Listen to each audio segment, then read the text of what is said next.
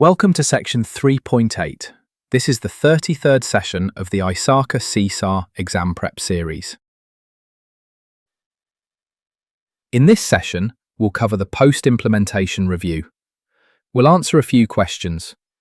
How is closing a project different from reviewing it later? What does a post-implementation review actually examine? How do you measure whether the project paid off? And what's your special role in this review? Why does this matter beyond the exam? Because this is how an organization learns from its projects. Picture a retailer that just launched a loyalty platform. Without a real review, the same mistakes repeat next time. With one, good practices get captured and reused. Your role brings independence and a sharp focus on controls. That's exactly what makes the review trustworthy. How is closing a project different from reviewing it later? The timing is the key. Project closure happens right at the end of the project.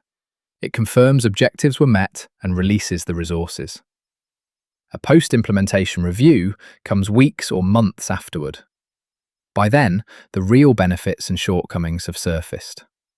So the review estimates the project's true success and impact. Think of closure as parking the car. The review is checking, later, whether the trip was worth it. What does a post-implementation review examine? It looks at both the system and the process behind it. Start with the system's adequacy. Does it satisfy what users asked for and what the business needed? Were controls properly defined and built in? Then weigh the money. Did the costs and returns match what was projected? Next, capture the gaps. Make recommendations for any deficiencies with a plan to act. Finally, judge the development process itself.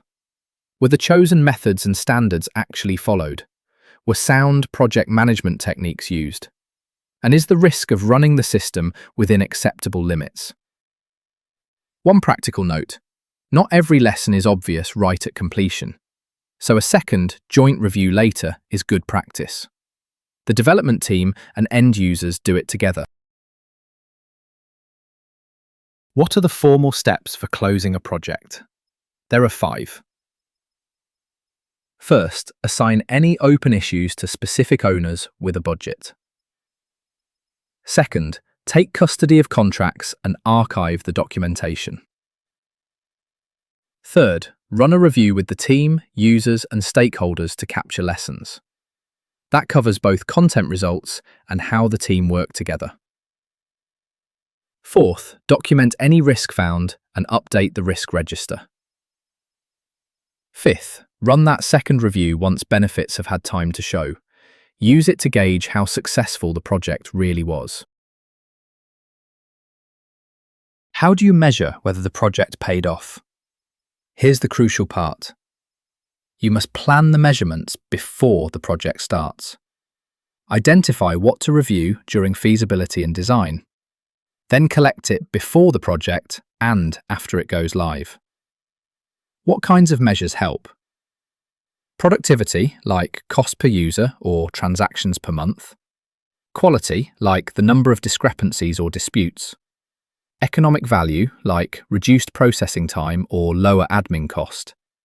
And customer service, like faster turnaround on questions. One more thing. Allow enough business cycles to run before judging the real return. A new system needs time to show its true value. So who should perform the review? It depends on what you want to learn. The project team and end users can do an internal review. That focuses on critiquing the project process itself. But to measure business value objectively, use an independent group. That could be internal or external audit. What's your special role in this review? Independence is the headline. You must stand apart from how the system was built. So if you advise the project team, you should not review it. When you do review, you focus on the control aspects.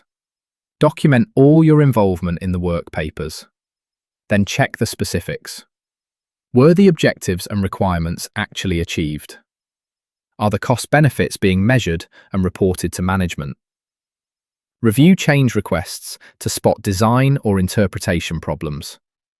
Confirm the built-in controls operate as designed.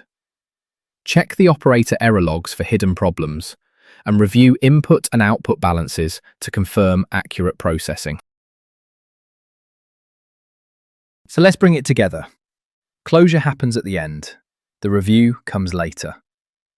The review judges the system, the value, and the process.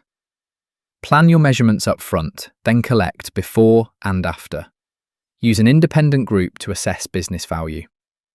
And as the auditor, stay independent and focus on controls. The MCQs covering all the topics and concepts from this session are available on RooCloud.com. Practice the chapter-specific MCQs before moving on to the next session. Thanks for watching. If you have any questions or feedback, post a comment below or email us. I will see you in the next session.